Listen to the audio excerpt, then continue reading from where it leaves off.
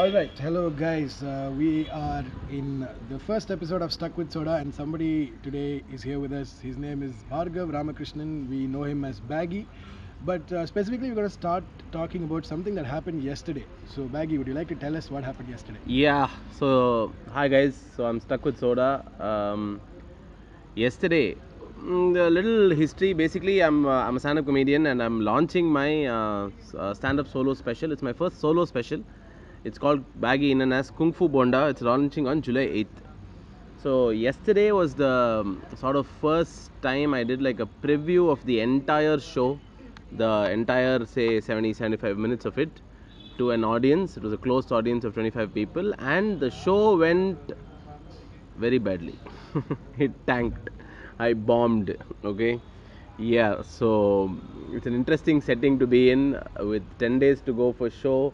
The show has just tanked, and yeah, that's where I am at, sorta. Okay, so basically, you have set the baseline, and now there's only going upwards. So, what exactly is a preview show? What is the point of it? So what is the preview show now? Well, it's like maybe a dress rehearsal. You know, see, stand-up comedy. At the end of the day, you can never sit in a room, just write it and come and perform. I mean, at least I can't, and I'm sure most comedians will agree with me. You need to do it in open mics. You need to play with an audience because the joke and the content it sort of develops when it goes in front of an audience. So while all the content that I'm doing for my new show, I've tested it out in front of audience in open mics as 5-minute bits and as 10-minute bits and as 15-minute bits. The first time I put all of that together and did the entire show at a stretch. And the reason to do the show was, first I need to know how it feels, right? So I can't turn up on July 8th in front of a hopefully full house, guys. Please buy my tickets. Yes, please Yeah. buy early bird. I think it's still there. No, early bird is sold out. Now, Yes. unfortunately for all the late bird, Arun Jaitley has fucked our happiness. Yes. GST has come into play. Ticket prices have gone up, but please, Yeah. 28% extra jokes also I'll put. Just Yes, buy the tickets. definitely. Yes. But yeah, yeah, I can't go on stage on July 8th, and that can't be the first time that I'm realizing how the show feels, right? So it's a lot for the comedian to do the entire show. It's also to get a lot of feedback. Yeah, that's what the show was for. So, in that sense, would you not feel like the preview show is a safer environment? The preview show is preview show is a safer environment, yes, in some ways, because you're inviting people, so the audience is sort of curated. But on the other side, it's also everybody you know.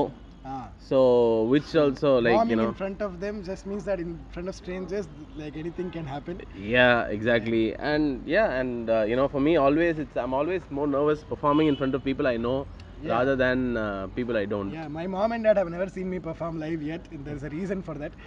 So whenever you tank, I think you start questioning about yenda the sins of being. So let's start there. So how, why, and since when have you been doing comedy? Oh, well, I've been doing comedy technically for almost 3 years. Yeah, maybe, yeah, around July is when I'll complete possibly 3 years in comedy. Right. Yeah, and I've been doing it a lot more regularly in the last 2 years. Okay. Okay, so how did it start? Well, I started as a stand-up comedy producer and ironically as a stand-up comedy director.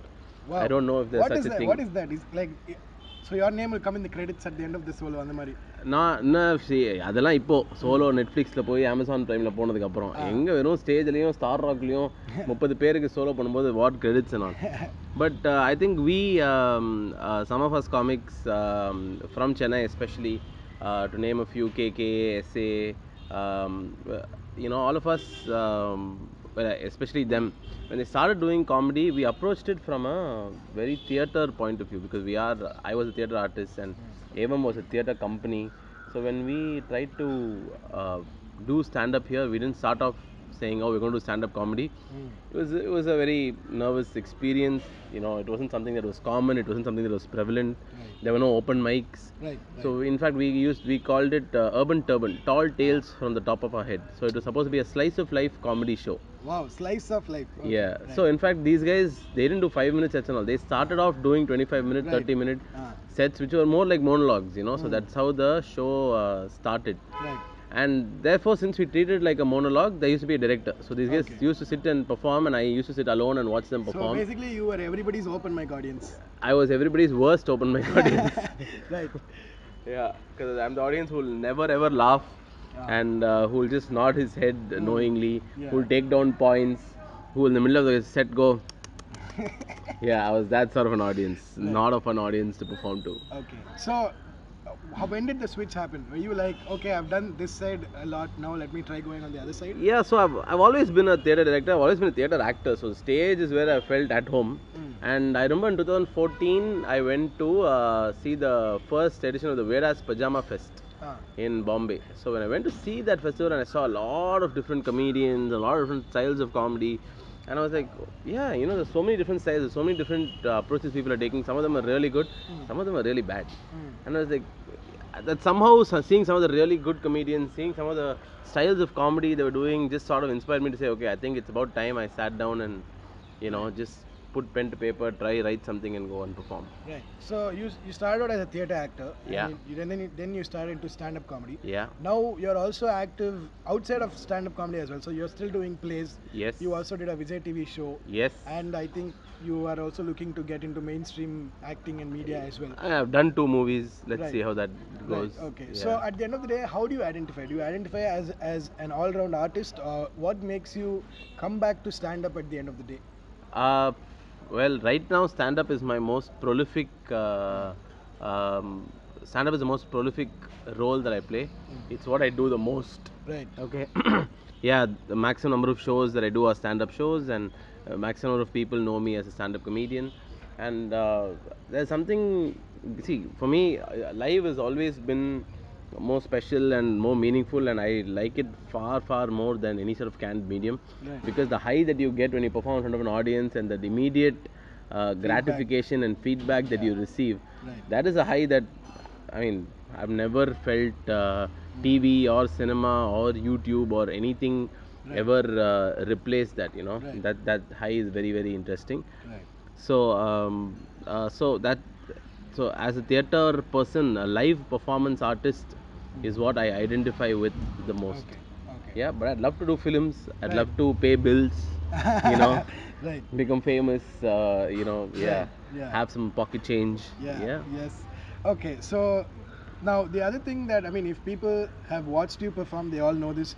You are a very high energy sort of person. Yeah. And I mean, this is something that is very surprising because, you know, stereotypically speaking, when you see somebody large, when you see somebody who is, you know, not healthy looking, okay, you think, oh, okay, they're just going to stand and deliver.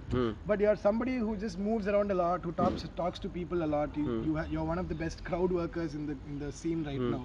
So how did you kind of figure out that that's who you are on stage? Because when you're acting, you have a script to follow, but then That's with true. stand up, it's your own script.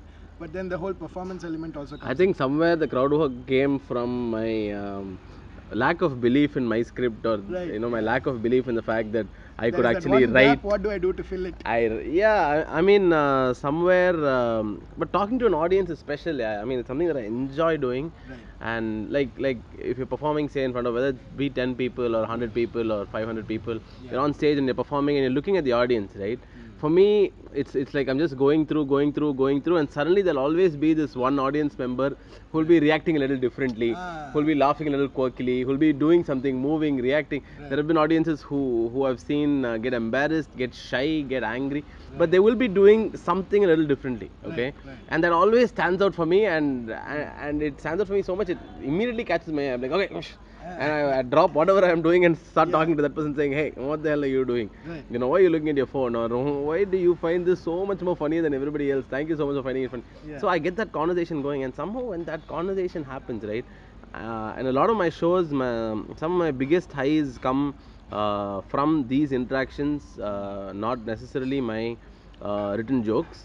And I believe it's because, I mean, that's one of the beauties of the live arts, right? I believe that moment and that joke was constructed in that space, not necessarily by me, but by me and by that person I'm talking to, and by the rest of the audience, all of us together.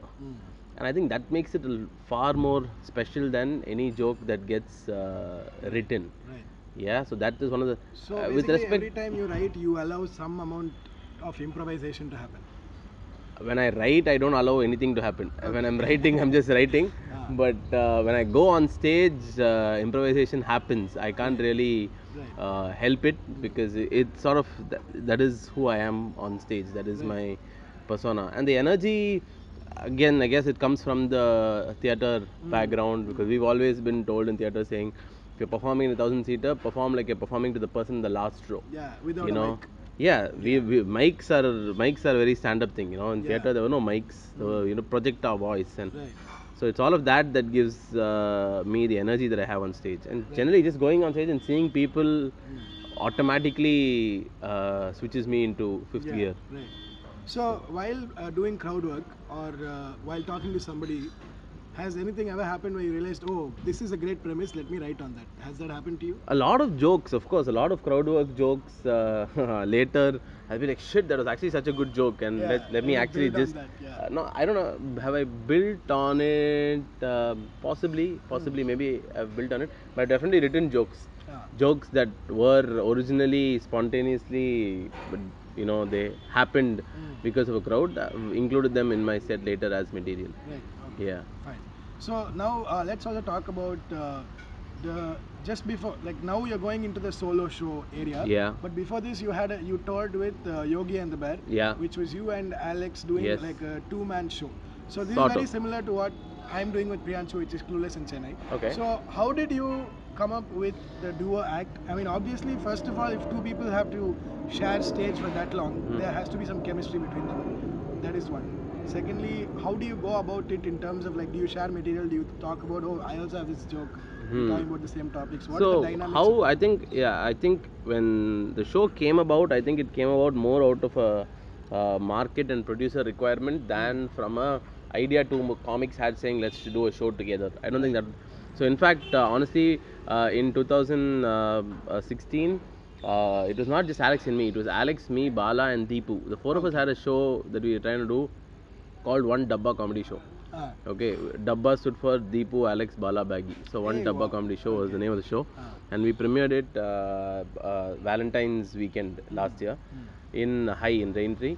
But after that, just coordinating schedules of four people, two of whom were working, just proved to be impossible. So, and just kept getting hindrances. And at that point of time, Alex and me were full time.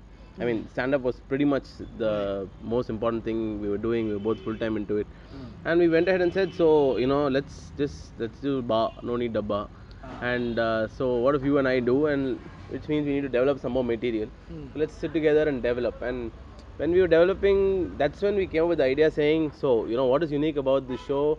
Well, Alex comes from a very different background. He is from a village. I am from a city. He has had a very template life till now, where studied hard in the village, came to the city to do his college, then went abroad to do MS, then got placed, got married, has two kids. He has like a fully. I've been just like dawdling along, floating along, and never really with a plan. Yeah, just grabbing on to whatever comes my way. And so and therefore the perspectives that came to us as comedians came from these very diverse backgrounds. And I think so we decided that's what we will put out to an audience. So that's why we said, okay, so the show is about two comedians who come from two very different backgrounds, but they are both now therefore still comedians. So they've both reached a stage where they're both comedians, but they've come from different places. So that's what the show. So that's why the show is also called. Well, it's called, hey, Yogi Bear has a nice name. It's called the Yogi and the Bear. Because Yogi opposite Bear. Yogi because Alex is a yoga teacher. Bear because I write a joke about how fat guys with beards suffer from this thing known as the teddy bear syndrome. So it just all sort of fell into place, and that's how we created that show. Okay, so I think Yogi and the Bear, each of you did 40-45 minutes. Yeah, each of us, we have a combined set for about 15 plus minutes. And then each of us does independent material for about 40 minutes. So, usually before you get to the solo phase, maximum stage time you'll get in any show might be like 30 minutes, right? So once you break that barrier and do 40 minutes, is there something different you feel like, oh, I can now do 40, like I've reached a point, or some kind of like a benchmark? Does that happen? I mean, somehow doing that show, of course, gave me the confidence that it's possible to hold an audience's attention, because There have been shows in the Yogi and the Bear where I've done 50-55 minutes of content. Right. Plus, if you add that 15 technically, so more than an hour of content Yeah. within a show. And there have been shows where Alex has done the same. Mm. So it does, of course, give you the confidence that you can hold an audience for that long. Right. But apart from that, I mean, I don't know if I've ever thought of it from that angle. Mm. I've never thought of it from, can I go on stage and talk to an audience for an hour? Right. For me, performing for 1 hour the fear has never been, can I go on stage and talk to an audience for an hour? It's always been, will I be able to sit off stage and write material for an hour? Right. Because that is it's my Achilles heel, it's my biggest weakness, it's what, I'm lazy, I procrastinate like it's nobody's business. Right. I don't think I can write. It's the trifecta is dangerously, Right. destructive. Right. So somehow I put myself out there 2 months back saying, okay, I think Yogi and the Bear has been retired. It's time to do a solo show. Let's do it. Right. In fact, I went and said, let's do it in November, and they were like, yeah, super. But KK plans to release it in November. I said, shit. Okay, let's do it in October. They said, yeah, okay, it'll release along with Alex's. He's also releasing in October. Like, what about September? Paveen Kumar is releasing. Like, when can I release it? In July, which is 2 months away. Okay, let's do it. Yeah. So now you have a proper deadline. That Yeah. You need to get it out. Yeah, Right. I think Okay. that's the So before we scary get on to Kung Fu Bonda back again and close the circle, I also want to talk to you about. So most of your jokes, they're not very topical in the sense that, like most of your jokes, I know come from like probably experiences or something that you're always there in all the jokes. Yeah. So was there some point after which you realized these are topics that I can probably not do because probably I'm not well versed with them? Like I don't think I've seen you do too much of political jokes at all. Hmm. Like that's something that even as like a throwaway joke, I've not heard you do a cinema joke or whatever it is. Yeah. So are there topics that you're staying away from? I'll tell you one correction. All my jokes are very topical. Okay. They are topical about me. Yes, Okay. yes. They're all about my own personal current affairs. Okay, Right. that's how my jokes work. Right. Because I go through something and I find something funny that happens to me and I write a joke about it. And my references also, if you see, as a kid, I'm a kid who grew up watching cartoons. I think Right. cartoons have been the biggest influence in my life. Right. Cartoons, comics, epics, the entire world of fantasy. Right. So if you see, a lot of my references will be about cartoons, will be about superheroes, will be about movies, will be about from the Ramayana and the Mahabharata. Right. So these are the kind of references that I will pick because that's something that's it's a very intrinsic part of me. Right. The entire fantasy cartoon realm is a very very intrinsic part of me. Right. And on the other side, all my jokes will be about myself. Will be Right. about shit. As a fat person, fuck, how do you go shopping? You can't find clothes, and it's because I have gone shopping. Yeah. And I have felt the pain. Yeah. Like I kid you not, every Diwali and come every birthday, this is always a ruckus. Okay. Right. Because for me, if I've identified one store where I know I'll get clothes my size, I just want to go there. But for my parents, it's for them a nice activity. They always want to buy me clothes, but they always want to take me and try this new store. I hate that I hate going and standing in front of a salesman who is asking you, sir, what size clothes do you want? I'm like 46. Sir, let me go check inside. When I can see in his eyes that he knows that there is nothing in size 46 that he has. Okay, so he's gonna go inside and then pretend, oh, I'm really sorry, sir, we ran out of stock. Yeah, you ran out of stock. Never. You never had. And those judgment, so like yeah, so this angst, Yeah. and this angst about being fat or about being single or about my dad or about my mom or about various things that I'm going through, that is always for me what comes out as material. நான் அந்த ஸ்டேஜில் போய் வந்து என்னால் முடியலடா டே எப்படா இப்படிலாம் பண்ணுறது அப்படிங்க, that is the feeling that primarily drives my comedy. Right. Okay. So now Kungfu Banda, obviously, see, Kungfu Banda is your Twitter handle. Yeah. But where did that start, and how did you decide that Kungfu Banda is what you want to call your solo, your first solo? Well, I figured Kungfu Bonda is not just my Twitter handle, it's me on all social media.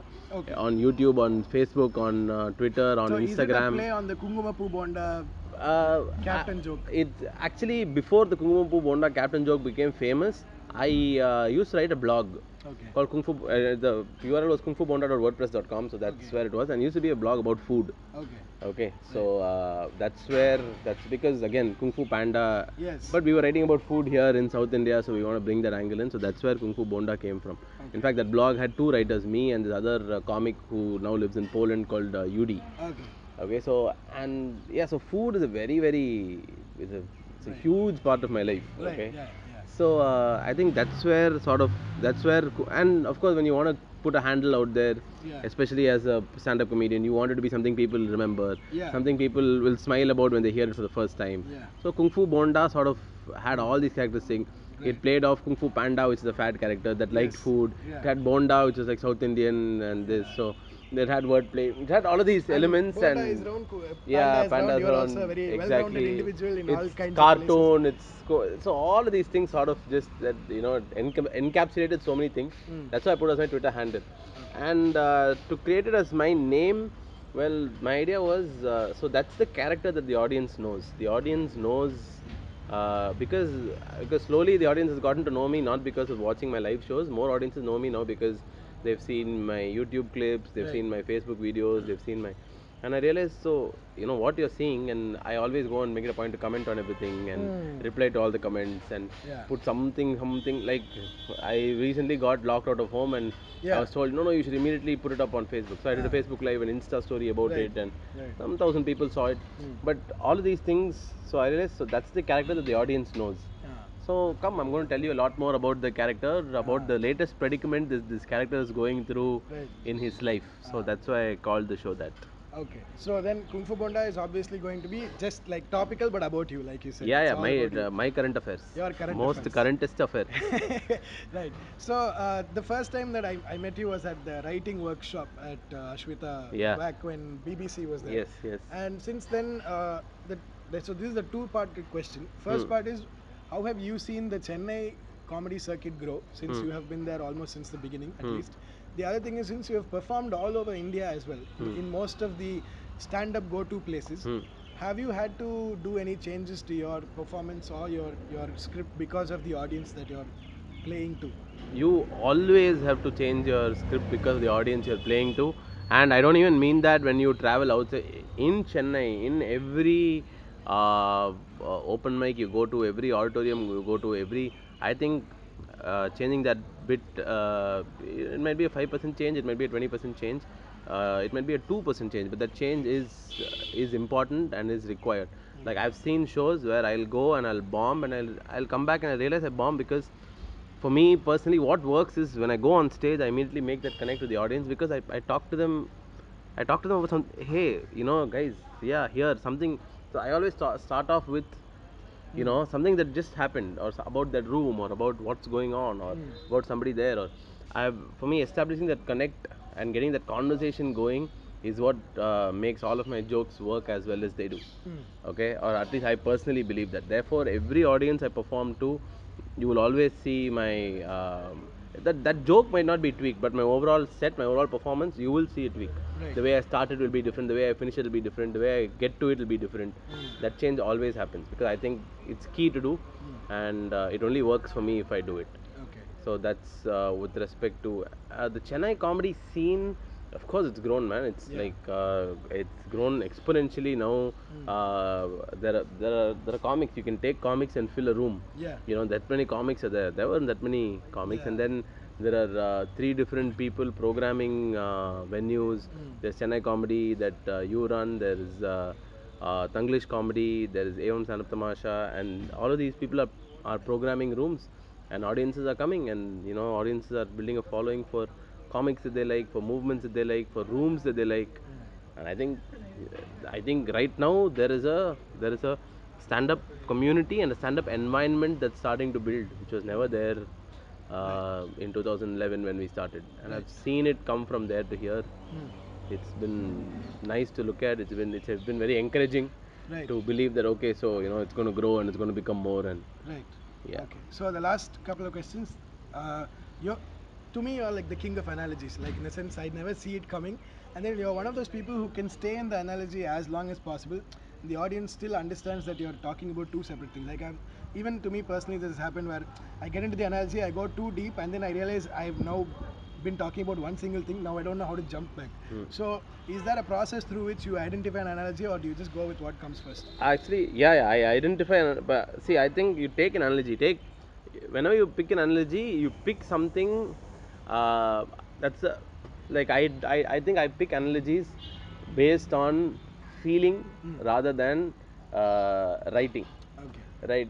Like I do this analogy. Let's see, in Kung Fu Bonda, which I talk about how I learned to have not have but drive a car, let's say. Right. Yeah. Okay. Yeah. Now the person listening to this says what? Yeah, not like, I've always wanted to drive a car since I was Yeah. like 10, 11 horny years old. I've been wanting to drive a So car. that's the first tag. Yeah, and but after that, that feeling is always the same, no? Like, because as a kid, you always wanted to drive a car. A car has always been that, and you've been waiting to get your license, and Yeah. that first day that you can get it, and that feeling is the same. It might be Ah. more, it might be less, Right. but you've always wanted to experience sex.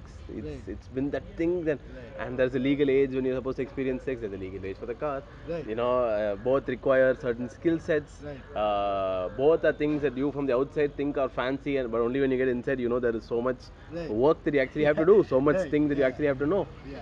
So that's how analogy builds for me. So when you have similar feelings between two things, and then I play on that feeling and keep talking about it and see how every single thing that I want to talk about, what is this? Yeah, I felt this about this thing. What would I have felt equally about that thing? Ah. And I think that feeling sort of, after that you tweak the writing, after that you make sure. But when you approach it, I think I approach it from that aspect. I think that's what, like, because when I sat down to write it, the feeling I had was, shit, the first, you've been waiting to have sex all your life, and then the first time you have it, you realize you don't really know how to have it. And so then you sit down and write, so what else have you been waiting to do all your life? Right. So that's the approach that I take. I think that's what helps me Okay. Right. write the analogies. Okay. So the last closing question. This is something that anybody would want to know, I guess. Is in the last 3 years that you've been doing stand up, was there something that took a long time to learn or realize, and then once you realized that, life became a little easier? Uh, I don't think I've realized. I mean, every time I realize it, it makes it easier. Okay. So now for me, Chennai and Bangalore and houses that I go to perform in these cities, mostly 90% is home ground, right? So Right, people yeah. usually, at least 30-40% of the people in the audience know me. So it makes it easier. So I naturally slip into my persona, which I sort of wear without realizing it. Right. That's the persona that I'm calling Kung Fu Bonda on my show. But even now, when I go and perform to a new room, right, a completely new room, if I'm going to do a 5-minute spot in a new city, Yeah. I go there and I suddenly start relying on my jokes. And Ah. when I just rely on my jokes, I won't fail, but yeah, it'll go okay, it'll Right. go well, it'll go Because deep. it's usually you driving the joke, not the other way Yeah, around. not the other way around, and that realization is not something I've mastered. Right. So every time I fail, I look back and I realize, shit, I missed it, and I'm not sure. It's always in hindsight that I realize I've failed to do that. Right. And again, so the next time I go to that same room or something, I'll be conscious of it, and I will know how to slip into that Right. persona. But I haven't figured out how to ensure that that persona is always. I'm not even sure if it happens. It happens by default. It happens 98% of the times. So touch wood, thank God for that. Right. But I still have to figure out how to make it not fail those 2% of the time. Right. Okay. Yeah. So you have 2 more preview shows coming up for Yep. Kung Fu Bonda, and Yep. hopefully you will do better. Hopefully. And we're all waiting for the Chennai premiere. You're doing like 5 shows in July. Yeah, I'm doing 5 Yeah, shows in 5 July. shows like In Hyderabad, Chennai, Bangalore. Bangalore, Pondicherry, Hyderabad, and Bombay. Right. So Then hopefully I go to UK where I'm doing 3 shows. Wow. Okay. Then I come back and I'm doing 5 shows in Bombay after that. Nice. In August. Okay. And then towards the end of September we'll kick off the second leg of the tour. Is the plan. Nice. Okay, guys. So that was Kung Fu Bonda, aka Bhargav Ramakrishnan, aka Baggy, with us, stuck with soda. I think he's been stuck with soda enough. So thanks for listening, and you can follow Baggy's page. It's just called Baggy, and all the updates will be there. He's also on Instagram as at Kung Fu Bonda, on Twitter also as Kung Fu at Kung Fu Bonda. Bonda. So please stay in touch, stay tuned, and hopefully we'll talk to you again before your next solo. And Super. good luck for Kung Fu Bonda. Yay! Yeah, thank you Awesome. so much. Thank you, guys.